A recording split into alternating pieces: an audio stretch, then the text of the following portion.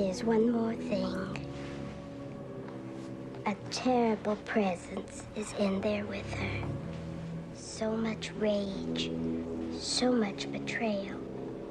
I've never sensed anything like it. Now let's go get your daughter.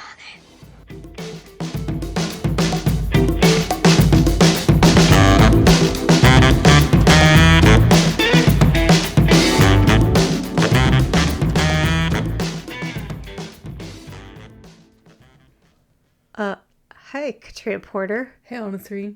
Disclaimer. Yeah, let's get that one. Whoa, hold on. Welcome, everybody, to Split Happens. Welcome, everybody. Each episode, Katrina and I discuss a movie both of us love. However, one of us must play the con and attack the shit out of it with whatever they can come up with, even if it's silly nonsense silliness. Our only rule is that the con only has to attack during the synopsis, and if they say anything positive about the movie at all, they incur a penalty and will now have to say something nice about a movie that they hate a lot, which the pro gets to decide. Yeah. So as the pro today, if Katrina catches me breaking a rule, you're going to hear this sound. I'm in a glass case of emotion! I'm the con today. How do you think that's going to go? Well, I'll tell you. Okay, tell me what you're going to do. I'm so excited. I am going to bury this movie over a graveyard and suck it through a TV like Katrina on a Saturday night. Which means we can only be talking about 1982's Poltergeist. let's get our admission out of the way. Okay. Right away. Okay.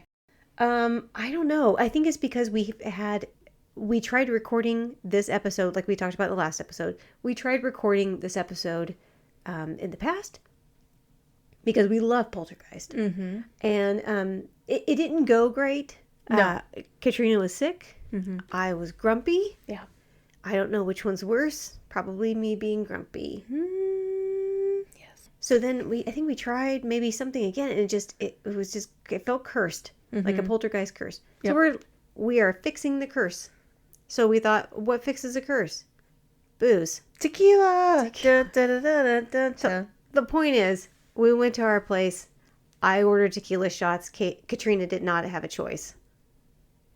I mean, technically, I could have said no because I am a grown-up, but then I would have had to drink a tequila shot. right, and that would be irresponsible. Yeah. Wait, I just said irresponsible. I'm fine. Are you? I think the fact that I can say irresponsible over and over again, I'm fine. I can say it. Do it. I just don't want to. I have a disclaimer. Ooh, separate from the fact that we're shit-faced? Yeah. Okay. It's Sunday. True. And what does Sunday mean this time of year? It means Monday's tomorrow. It means football. Ew. So, but guess what? I don't care. Guess what? Whoa. I'm not going to be checking scores tonight because I'm focused on what we're doing. Didn't they already play? No, the Chiefs play tomorrow night. Raiders week. Raiders week is not a thing. I thought they always play on Sundays. Is that wrong? Is that wrong? Oh, okay. Do they not play just on Sundays? No, of course they don't just play on Sundays, but of course... You look like I'm giving you heartburn. But how do you know that Raiders week isn't... Anytime we play... That's our rival. Anytime we play the Raiders... There's really something called Raiders week? Yes, we get super... Dumb. Oh, sorry. I'm sorry. I apologize. Raiders week, baby. Well, thank you for your sacrifice. You're welcome. So, here's the other thing. We recorded this episode a long time ago. Or the first one. I already said that. I know. I'm okay. saying more about it. Oh, okay. So, my notes and my trivia are from a long time ago. Fun. So, I'm going to go from my brain. I guess my plan is I'm just going to willy-nilly some trivia throughout as I remember it. So, I don't have a big preamble. Oh. I will say this movie was directed by Toby Hooper. I know who he is. Do you? Who? He directed Texas Chainsaw Massacre. Uno and dos. The budget for this movie was $10.7 million. And the box office was $121 million. Holy shit. It did really well. Can I tell you, I know you said that you forgot a lot of your trivia and stuff. I forgot almost literally everything that you told me the last time. It's all gone. I can't keep that in my brain. That's okay. So what should be a surprise to no one, especially if you listen to this podcast, is that this is a movie that came out in the 80s, which can only mean that Steven Spielberg had something to do with it. This movie, the story of this movie was actually based on a story by Steven Spielberg. Okay. Many people think that he actually directed it because he was so involved. He was a writer and a producer, but he was on the set all the fucking time. But we know he directed it. We've read the Steven Spielberg book before. Right. He was like, "Hey, Tobe, scoot over. I got the shot." Hey, just get a little scooch-a-looch. Spielberg wanted Stephen King to do the screenplay, and apparently, and this has not been verified, Okay. S. King wanted too much money. Skiing? King was like, Did he really? "Give me those dollar bills." I'll go through the cast as the movie goes along. Yeah, that's all I got to say about that. Oh, no. Okay, so can I say something nice before? You better, because you're getting a button push for sure. Oh, I feel strongly that that's going to happen. This movie had a tremendous impact on us. I love watching it. Let's get into the movie. Okay. Fine.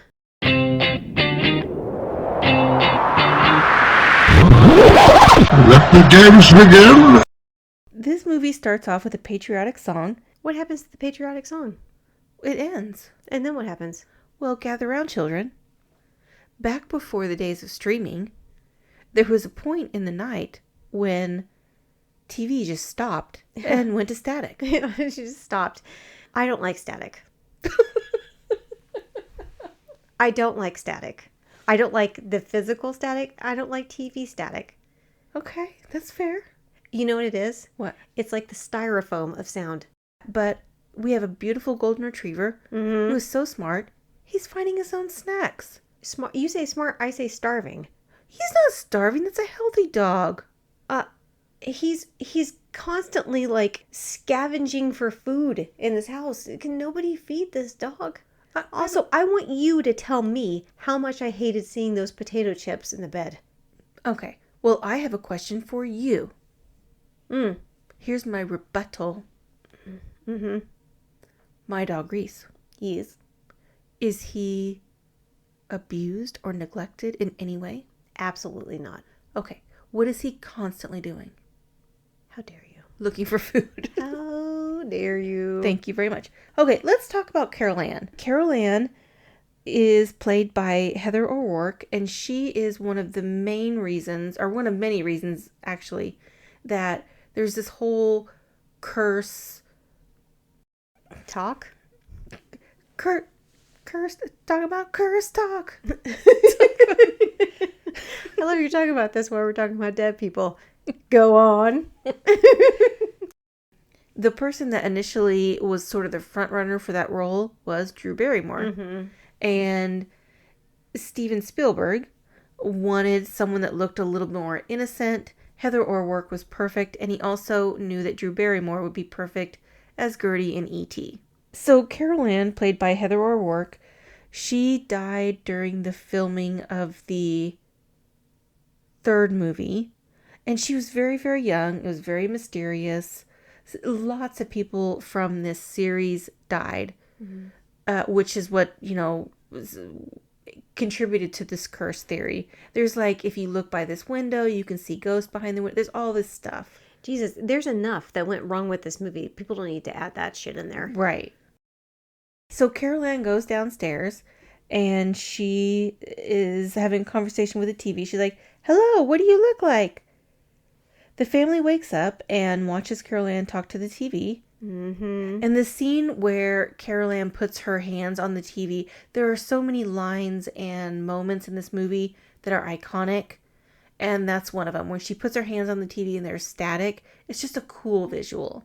I'm going to say I feel like something is off with this kid. And I mean Carol Ann, not Heather O'Rourke. Something's off.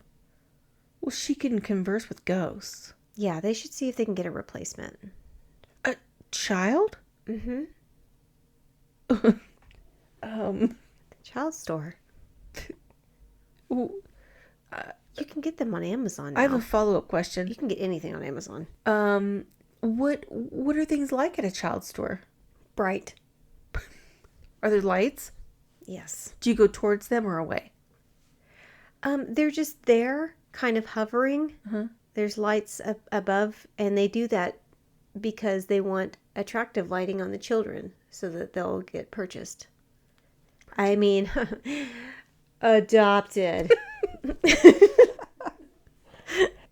Next scene, we see a guy riding a bike with a case of beer. So there's these rascals in the neighborhood. They're kind of having a good time with him. It's fun. Yeah. It's fun.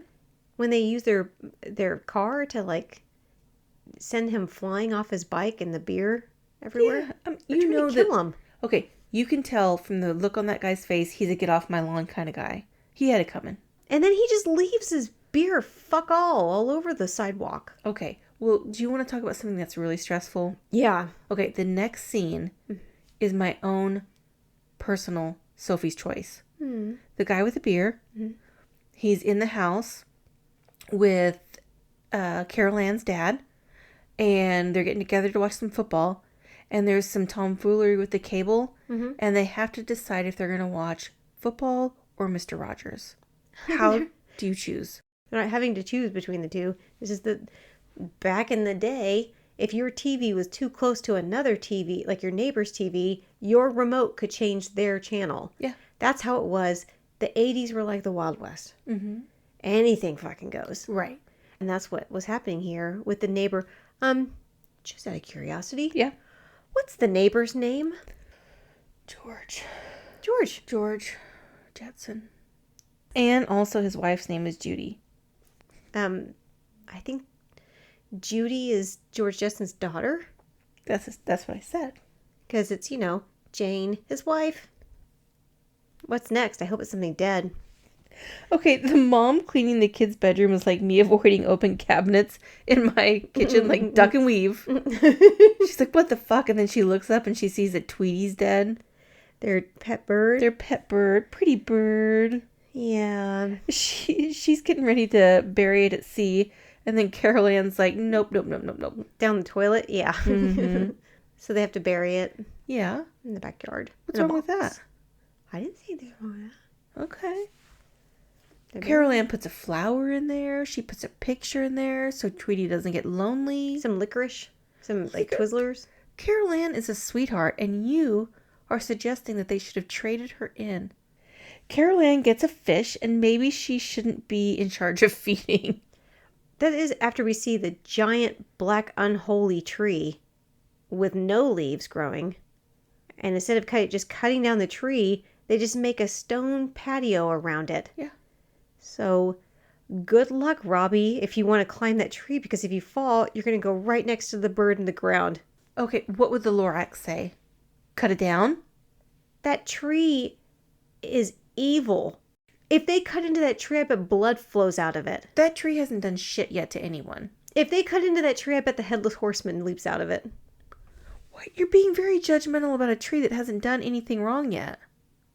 I'm surprised there's not, like, symbols carved into it to ward off evil spirits. Beware the children. Wait, that tree hasn't done shit. Leave the tree alone for now. So the mom buys them not one, but 2 goldfish to make up for the dead bird. Yeah.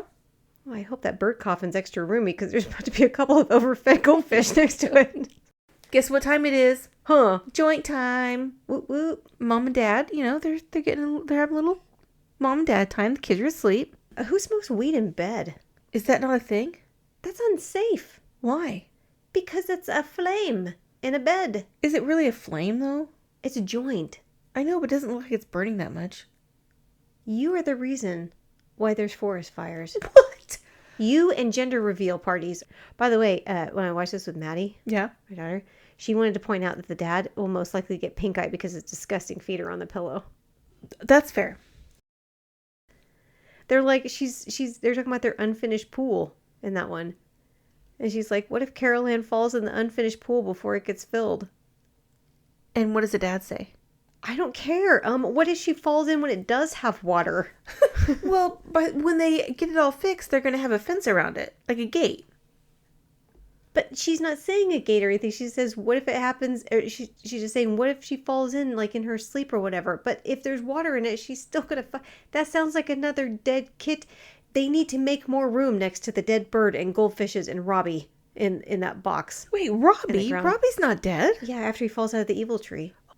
Listen, have you ever pondered things when you were in an altered state that you might not have worried about in your day-to-day life? I don't remember ever being in an altered state. Okay. Even when I went to an art college.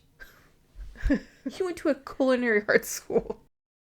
The mom, definitely not the dad. I think the mom is definitely watching Carol Ann all the time. I think she was just kind of like, I'm just going to talk here. I think it was a test to see what he says. Robbie has a brief staring contest with a clown. What the fuck?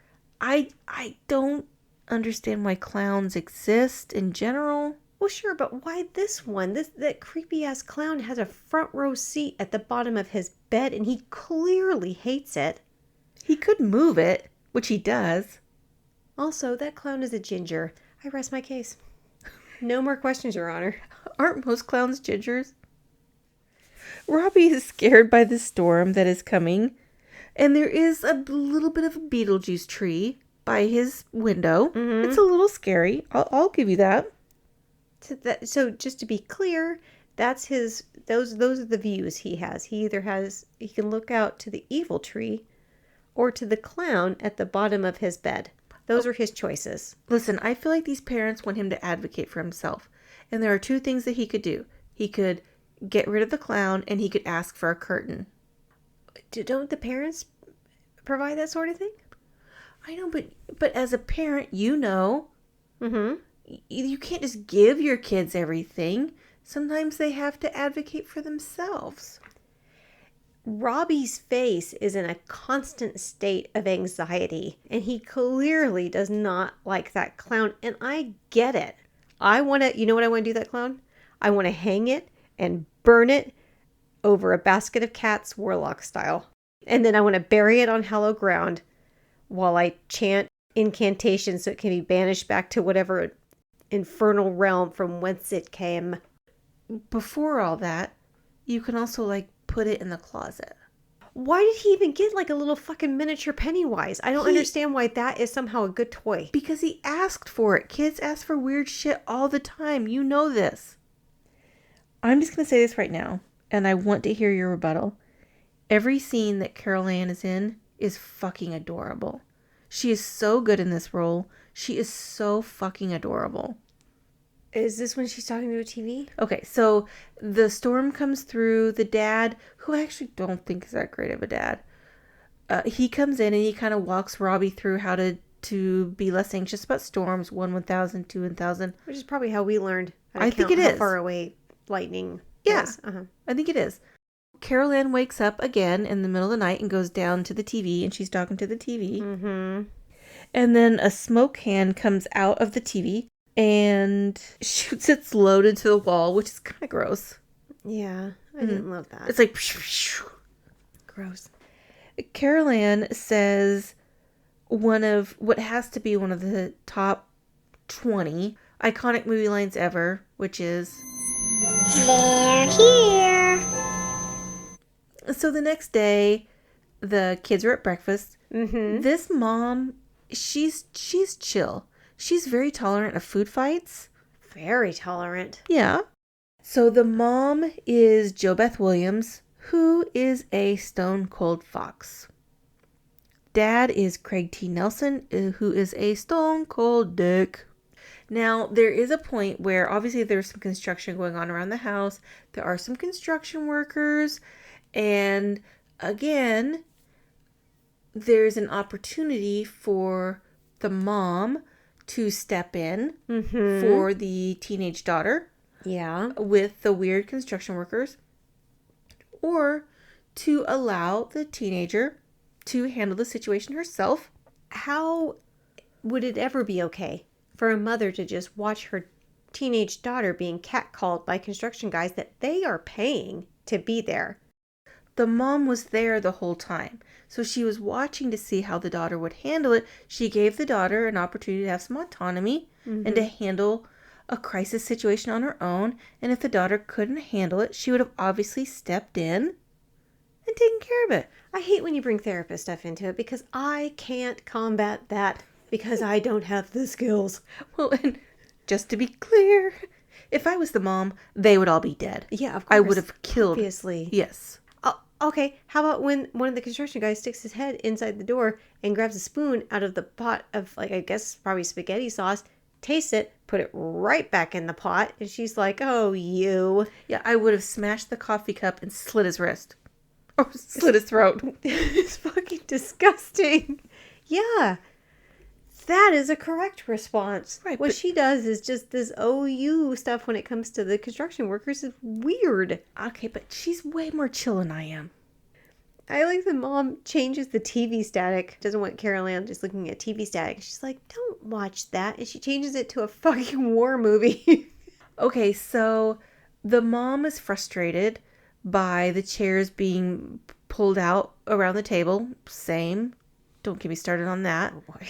And then she looks away for a second. And then when she looks back, the chairs are all kind of intricately stacked on the table, which I'm pretty sure this is how this went. They were pre-set up like that. And then they just kind of put them on the table real fast, like the crew people. One thing that I love about the mom, she says one of my favorite lines when the dad comes home. She's like, reach back into your past when you used to have an open mind, which I love that.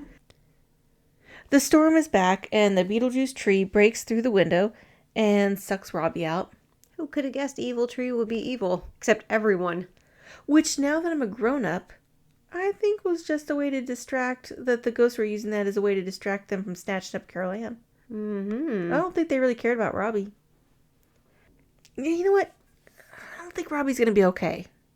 You'd think. I think his stress level is at an 11. Yes. Yeah. This poor traumatized child. Well, so they get him out of the tree, which had kind of snatched him up, and then they go searching for Carol Ann, and Robbie hears her in the TV. Carol Ann? I didn't like that. I don't like this scene at all. Yeah. Robbie's going to need a vat of Prozac, 12 years of therapy, and a Make-A-Wish trip to Disneyland to turn this ship around. He's not okay. That is no joke. He's not okay. What's interesting about this scene is it's kind of, not layered, because that sounds like it's layered, I'm an onion.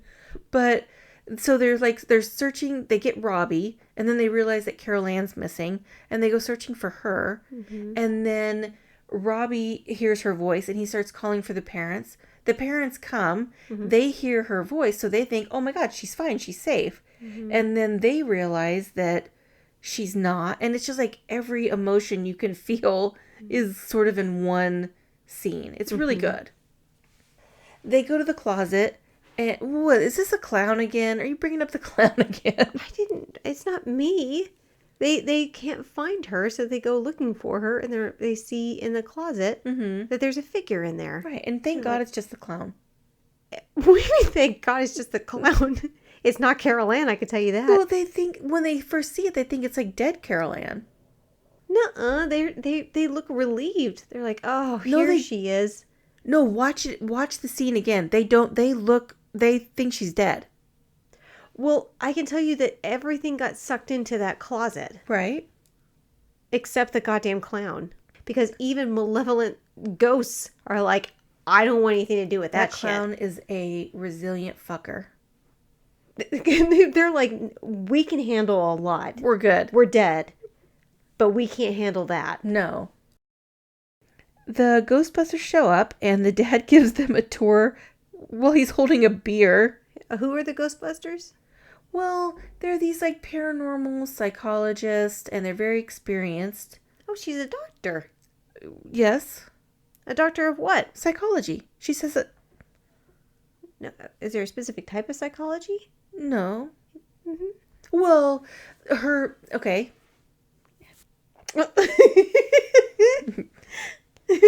Let me push my glasses up here. Mm-hmm. She is a doctor of psychology, which is a general degree, but people have specific focuses of psychology that they are interested in, and that doesn't change the fact that she's still a doctor of psychology.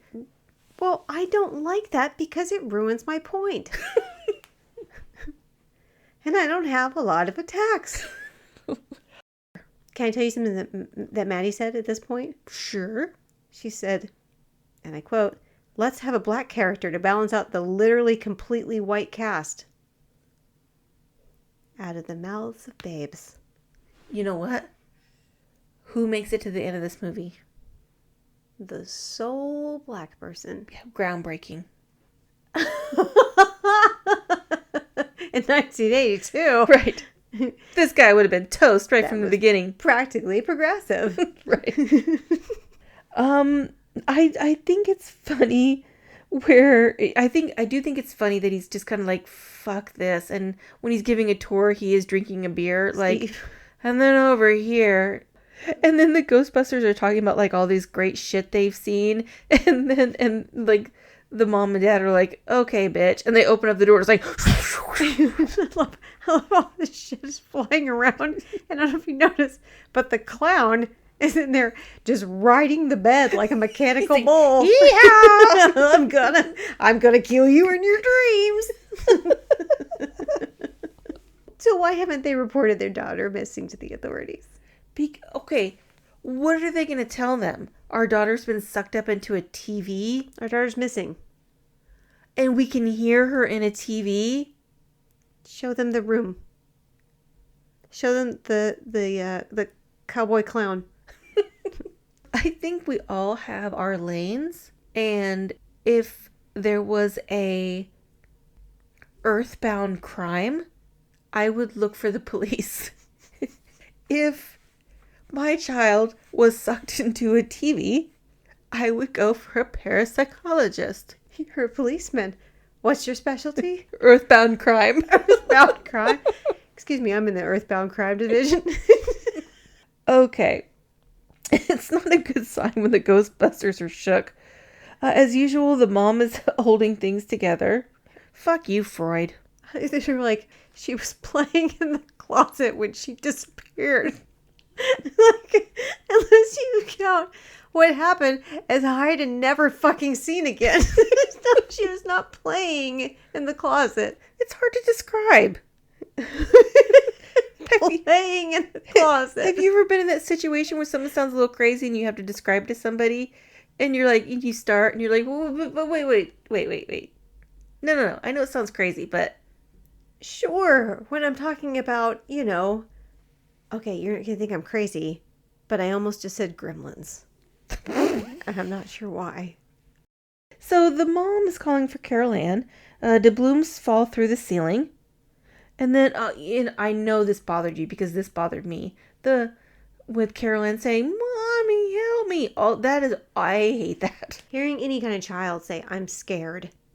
Where are you? Mm-hmm. I need you. Where are you? Please help me. Please Get me out of a save me." closet. Yeah. There's a clown. It keeps saying weird shit to me. Right. Like, you want to go see a dead body. At this point, the mom said, "I could feel her. She went through my soul." And you know what I thought of. My goddamn soul, Annie. I met a dolphin down there, and I swear to God, that dolphin looked not at me, but into my soul. Into my goddamn soul, Annie. Ghostbusters realize they need help. Yeah, let's bring in some more characters. The psychologist... Wait, what? Half the characters in this movie don't need to be here. I think they all need to be there. Except for the clown. The neighbors don't need to be there. The older daughter doesn't need to be there. Or the Dr. Martha, she doesn't need to be there at all. That could just be the next person that's coming up. It could just be her. Mm-mm. The older daughter doesn't have any conflict whatsoever. She doesn't have anything happen to her directly. She doesn't solve anything directly. She doesn't need to be there whatsoever. She seems super fucking traumatized by everything that's going on. And Dr. Martha I definitely think she's there. She's there as a source of comfort to the mom. This mom is trying to hold everything together. The dad's on his 12th beer of the day. And this psychologist is like someone that she can lean on a little bit. But she can't tell anyone outside of this house what's going on. But the next person could have that same role. So Dr. Martha and the mom, they share some whiskey. The psychologist tells a pretty unhelpful story about what happens when people die. And then poor traumatized Robbie is like, if I die, I can come back as a ghost and I can go get Carol Ann. We're like, holy shit, Robbie. Because it's kind of concrete thinking. I mean, it really reflects how kids think at that age. Like, Yeah. well, if Carol Ann's somewhere where ghosts are, if I go be a ghost, then I can go get her. Oh, I've got, oh shit, on his least favorite part of the movies is entering the chat. Oh no. Okay, so the white science guy, not to be mistaken for the black science guy, is in the kitchen making food. Mm-hmm. When a raw steak shuffles across the counter, and the fried chicken that he was eating is full of maggots. Pause. Ooh. Oh, goody. The kitchen scene. Okay. Yes, I still can't eat cold fried chicken because of this scene. But let me tell you what really bothers me. Okay. You're going to have to just let me take off my earrings and give me a second. Okay. He grabs a gigantic raw steak that was sitting open on the top shelf of a fridge for some reason. And then he puts it directly on the counter. So fucking disgusting. Did I mention he didn't even bother to wash his hands at all? Not once is he washing his. Did I mention that this is fucking 3 a.m? And he's putting unwashed, now meat contaminated hands on like 4 cabinets. And besides the numerous food handling safety violations, who takes someone else's steak? Who just go open up somebody's fridge and be like, this awesome steak, I think I'll just cook it on a whim at 3 a.m. while everybody else is 10 feet away. And he doesn't even know these people. He doesn't know them. He's not, I can help myself to your steak type friends with these people. They just fucking met. And he's taking their beautiful raw steak, throws it on the counter, which they have kids, so God only knows what was on that countertop, with his disgusting fucking hands that were just in a Cheetos bag, like 2 seconds before this. Not the Cheetos. Because that means it was in his mouth. He was like, he doesn't wash, and it's just disgusting. How he somehow manages to out-disgusting maggots on fried chicken is beyond me, but he managed it. I'm done. He brought that with him. God, I hate this so much. I hate it so much. You know what? I'm fucking glad he takes his face off. He takes his face off. Well, it falls off. I mean, but JK, it didn't really. He's fine. Well, it looked hilarious. It didn't happen, really. He brought that steak with him. Did he? Yeah. So he put a raw steak on their shelf in their fridge. Yeah, he figured they have other priorities right now. They're not paying attention. Did you see the steak? It was brand new. That steak had never sat for a day in its life. That was a brand new, perfectly well marbled steak. That was like a T-bone. It was huge. You know what? He was going to throw that goddamn beautiful steak into a pan on the stove with probably nothing on it because he's white. So he wasn't going to put any goddamn seasoning on it. I am offended on so many levels. You know what? I don't even want to finish the rest of this movie. I do. But, almost. I don't think I like the word marbled. Really? Oh. Marbled. What about a marbled countertop? I like that. What if there's a marbled steak raw on top of that marbled I don't countertop? like that. Okay. I don't like that. I hated it. Ooh. I hated it. I didn't like it. Okay. Well, the scientist whose face isn't falling off, he's in the other room when a literal smoking hot ghost comes down the stairs. You know what that ghost reminded me of? Was the ghost of Christmas Past in the Muppets Christmas Carol. What? Looked just like. I think this scientist has been in the lab for a long time, and he's looking at that ghost like, Really? I don't see nothing wrong with a little float and grind. Oh, no. Not her, Kelly, please. Oh, no. Shit. Damn it. Kelly, you got to ruin everything. They have very high-tech equipment, too. I didn't know that parapsychology is where all the money is. Oh, it's huge. You'd think you'd be able to pick up some more chicks that are actually alive and not, phantasms. Don't shame ghosts. You look translucent. We don't ghost shame around here. Of course we do. Oh. We shame everybody else. Why can't we shame a ghost? Thank God Robbie and the dog got get out. You mean leave the house? Well, no, they go away. Yeah, like when they send him away in a cab by himself, don't give him a hug or say goodbye. They just look at him and she, you know what she does say? She says, call me, okay? They had given him 12 hugs before that. Why not one? Can't they give him 13? Like No, right before he because gets in the cab? How about, and I love you right before he gets in the cab? No. Not, call me, okay? Once the ticker's going, time's money. Really? So I love you is slower to say than call me, okay? Well, she was going to say both and she had to choose. The dad's creepy boss comes by and I can't wait for this. The second this guy comes on screen, I can't wait for this fucker to die. Ugh. Yeah, and Steve tells his boss he's like sick and his daughter's sick and his wife's sick. Everybody's sick. So he's like, okay, cool. Let me stand directly next to you and touch you a bunch of times.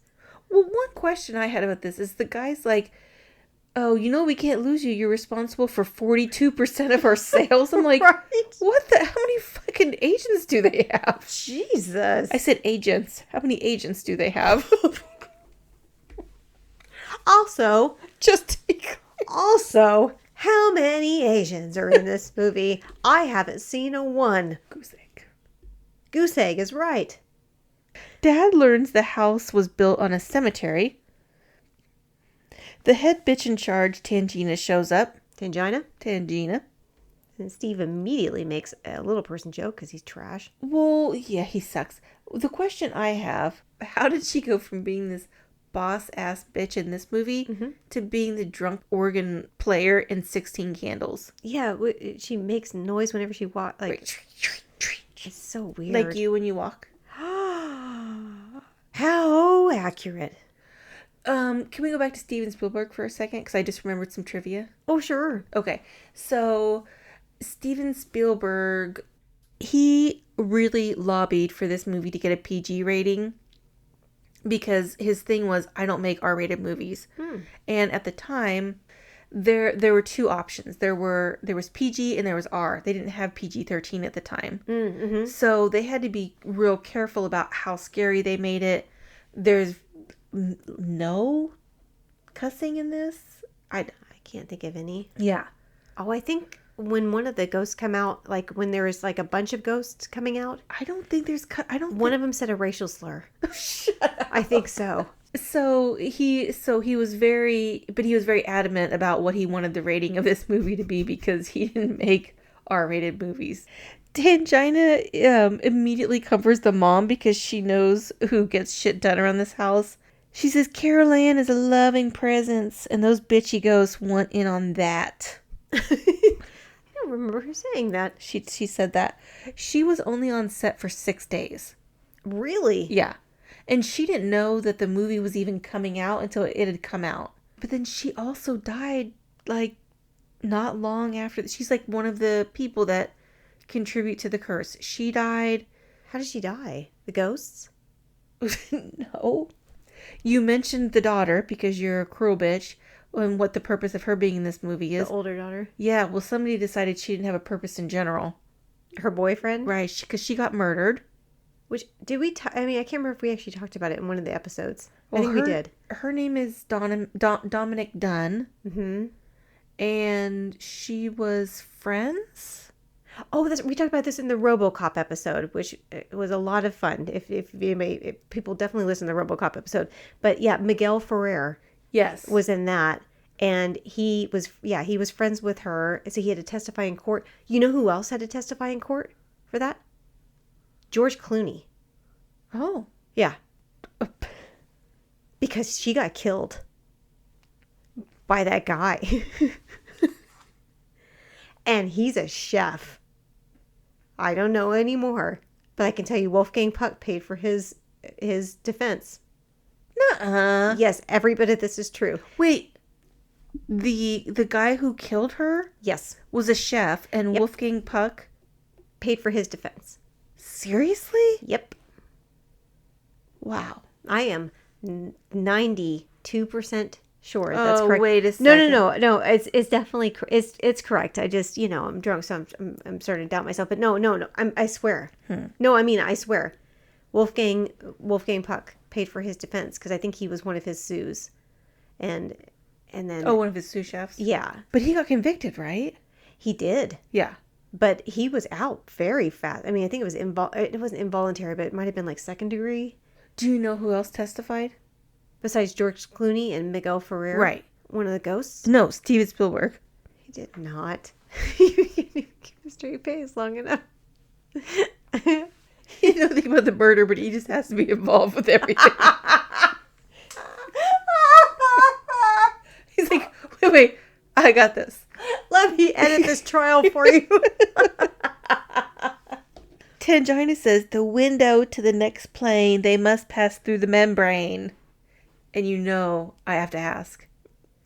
Is it insane? Do you think this is where they got insane in the membrane?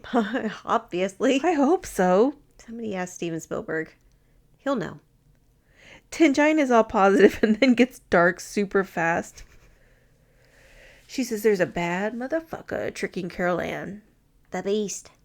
I wish the mom would be like, sorry, this is our first spectral haunting. Yeah, we're not.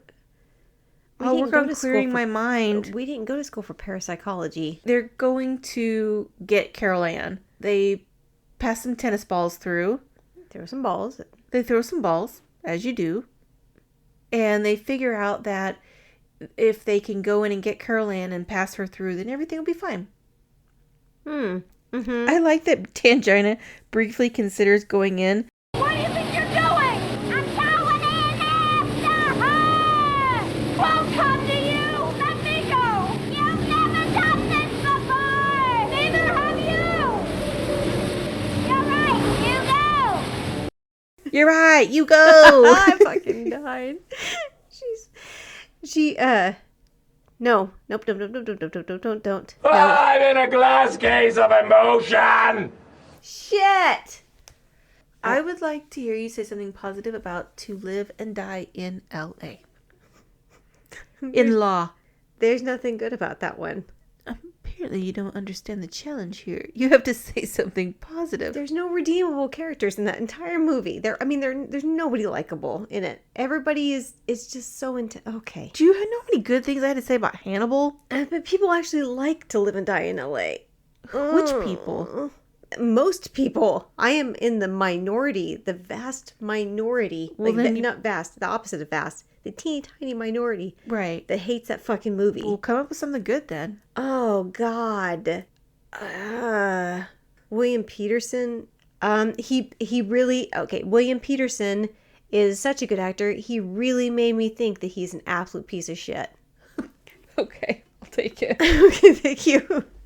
The mom goes into the light and says to Steven, don't let go. Yeah. And guess what this bitch with one job does? Spoiler alert. He lets go. Yeah, I hope a divorce attorney is the next thing to fall out of that portal. Mom and Carol Ann come through the ceiling covered in strawberry jelly. Yeah. And Tangina is like, this house is clean. Uh-huh. You put a pin in that. Not literally. I mean, or spiritually or spiritually. Or spectrally. Yeah, she sucks. Whoa, what? She got Carol Ann back in 12 minutes. She's literally been in the house for 12 minutes. Uh-huh. And Carol Ann's fallen through the ceiling. Is the house actually clean of spirits? I mean... Okay, 2.5 stars. She wants to bring her average up. She should actually make sure the house is clean before she says it's clean. Moving day. They decide to get the fuck out of there. Yeah, they do. But first, the mom needs to take a bath. Why is there so much shit still in the house? Well, I think this happened 2 days ago. They're moving the next day. Yeah, they're like, get the fuck out of here. So there's still pictures on the wall. Well, they've got a lot of shit. Well, we'll come back to, more importantly, what they chose to still leave in the house unpacked. How long do you think it would take me to empty our studio? Yeah, well, if you were afraid of books, I bet that would be the first fucking thing you'd lose out of the house. Yeah. So why did they leave, of all things, unpacked, the goddamn clown? Still, VIP seat at the end of Robbie's bed. Okay, I do have in my notes this fucking clown. Hey, you want a little clown trivia? Yes. You want to hate this clown a little more? Yes. Do you want to love Steven Spielberg a little bit more? Always. Okay.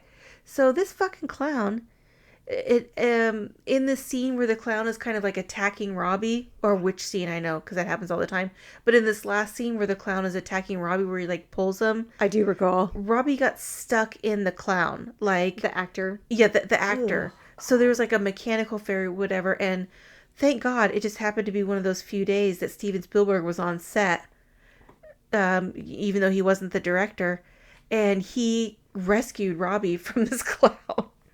I think that just speaks to how inherently evil. I don't even know like a better word. I need a thesaurus. I'm not here to be a clown apologist. I didn't do this. Clowns are not all I don't want to generalize. The clowns in this movie, the solo clown is bad. He's no good. I know he's not. He is. I agree. Even on set, apparently he was, and I'm just finding out he was apparently a nightmare to deal with. There's always one of them, isn't there? Robbie and Carol Ann are stuck in the ghost room, and for some reason the mom runs outside and gets stuck in the pool. After Robbie finally gets a hold of that clown, he starts tearing the shit out. I know. He's like, "Fuck you! I hate you! I hate you!" I'm like, same. I want him to get like really emo with it though. Like, you're toxic. You say terrible things. You're always critical. You're not here for me. He's just tearing it apart. He's like, cancel, cancel, cancel. So the mom falls in the pool. Yeah. You want to know some trivia? Yes. The skeletons in the pool. Well, at least they're fake. No, they're real. That was Steven Spielberg's touch also. But he didn't tell Joe Beth? Joe Beth didn't know they were real. She didn't love this. And also there was like lightning. She didn't? No. There was like lightning and stuff going on. So she was terrified to be in the pool. And so Steven Spielberg, of course, on another random day he was on the set, just like jumped in. And she's kind of like, great, so we're both going to get killed by lightning? That's my question. Why would Steven Spielberg do that? I think Did he not understand his value? Not that I don't love Joe Beth. Of course I love Joe Beth. I think he was just trying to calm her down. Like, she was like you. Like, if you had been in that scene with lightning, she was fucking freaked out.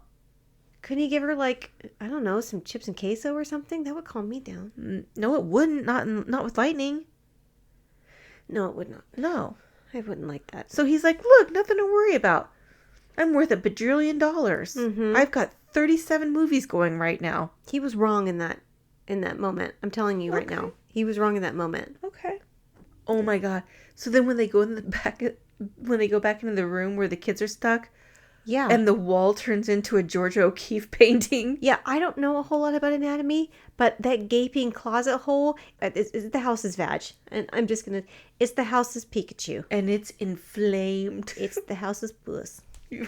That house is Poo-Tang. Yeah. But thank God the mom saves the kids again. Konani.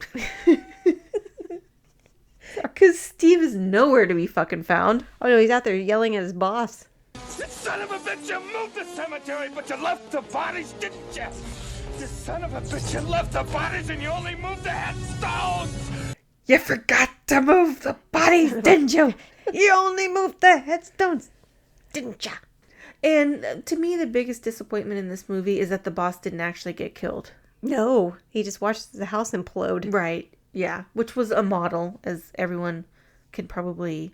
I didn't know that. Oh, yeah. It was a model that they just had collapse into itself. I just assumed they CGI'd it. Well, the house is all fucking going crazy. And then the older daughter, the older useless one, shows up. She's just because they're trying to get the fuck out, and they're like, "Oh yeah, we have another kid," and she just gets out, and she's just standing up there in the car screaming.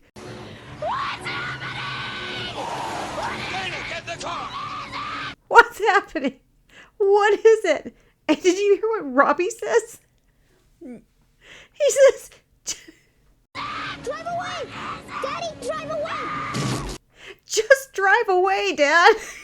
Just drive away." Robbie is fucking done. And I mean, come on, this kid. Even he knows. I mean, what's the daughter's name? Your notes aren't going to help you. I don't need my notes. Mm-hmm. It's Judy. You bitch. Just drive away, Dad. You know, I almost fucking die. Robbie, he's seen enough. Enough siblings. No, just in general. Robbie's done. I already got one sibling. She's a fucking handful. Right. He's always going into TV. At this point, I'm like, just fucking leave her in the TV and turn it off.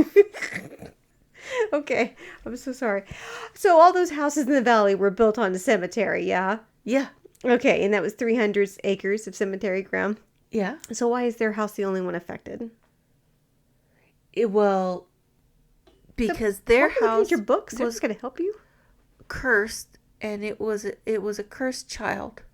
Are you looking at your Harry Potter books? No, and all that remains is a body farm. You're literally reading titles of your books. This is pathetic. Well, because they didn't have a $500 million budget. They couldn't have every house be cursed. That was the holdup. Right. Just one will do. Right. They get the point. Right.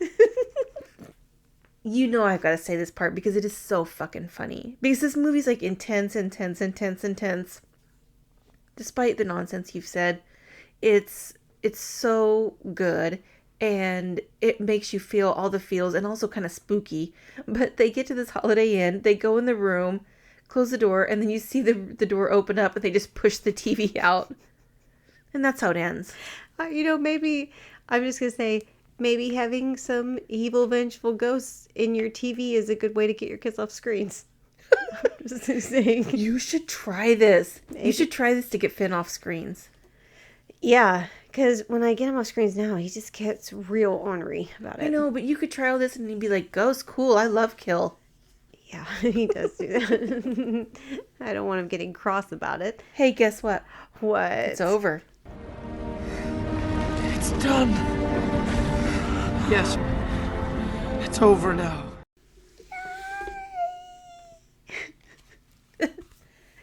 You did it. Well, you got a button push, but Only one. I know, I'm shocked. Oh, I should have gotten more. I definitely should have gotten more. Okay, I'm nicer than you are. Yes, you are. Thank you. God damn, this movie is good. I know. This movie is so good. If there's people out there that are looking or watching horror movies for October, and you're doing a big watch fest or whatever, just watching a bunch, please add this one. If it's not already on there, add this one to your list. I didn't, because I had tequila and didn't look through my trivia. I didn't get anywhere close to in detail about the curse, myth behind this movie. But in some of the curse stuff is like, now the stuff with Heather O'Rourke, who plays Carol Ann, she was a child and she died from this weird stomach. It's like sepsis or something. It was sepsis related to something, okay. So it was bizarre. Yeah. Dominique, 11? Right. Oh. Dominique Dunn got murdered. People get murdered. It's terrible. They're Tangina. She passed away. In the sequel, the main bad guy, who's the priest, who looks scary as shit. Oh, he's so good. They're like, "Oh my god, he died." He had like stage 4 cancer when they cast him. He was dying. Yeah, I think people thought he was just elderly or something, and that's not the case. No. They aged him up, right? There's a Native American person in the second movie, Taylor. He dies. There was fires, I think, like set fires and all kinds of crazy shit. But there's also, like, when you do a movie of this magnitude, shit's gonna go. I mean, obviously, That's a lot. it is. It is. But when you break it like all down individually, Yeah. they're not like, with the exception of the little girl dying, and that in and of itself being strange to be so young. The Yeah. other people who passed away, it wasn't all that weird. Yeah, it's just so many of them. It feels very it just feels very Final Destination, like with all of the multitude.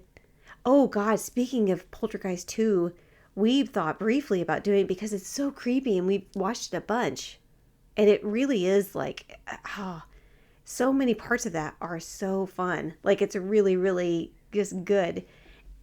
And then the amount of like stereotypes, like Native American stereotypes and Yeah. racism is oof. Yeah. There's no way we can do that one. No, but And some of it's pretty corny. It does is. not hold up. the guy who passed away not long after the movie, he is great in it. And I'm not being morbid, or I'm not being like macabre or anything or flippant. Not just because he was literally dying. No, he's really good. He is creepy. I would say with Poltergeist 2, not to diminish any of the, good acting that might be in that movie. I would say if you just did a compilation, if you just went on YouTube and looked at a compilation of just the pastor in that movie and just watched his scenes, that's probably good enough for you. God is in his holy temple. I like when he's at the screen door and he's like trying to talk. He's like, "I'm here to warn you," and then 2 seconds later, he's like, "You're all gonna die. Oh, dude. You're all gonna die." Would you like to know anything? How about cursed movies? Yes. I Or would love like that. you like supposed like movie curses. Mm-hmm. Love that. I want to hear about that. Give us your stories, or if you've heard anything about that. Please get a hold of us. We love, love, love, love, love hearing from you. We are at Split Happens Pod on all of the socials and splithappenspod.com. I can't wait till we record our next one. I know. Well, until next time, Katrina Porter. Bye, Honestly. Bye, everybody. Bye, everybody.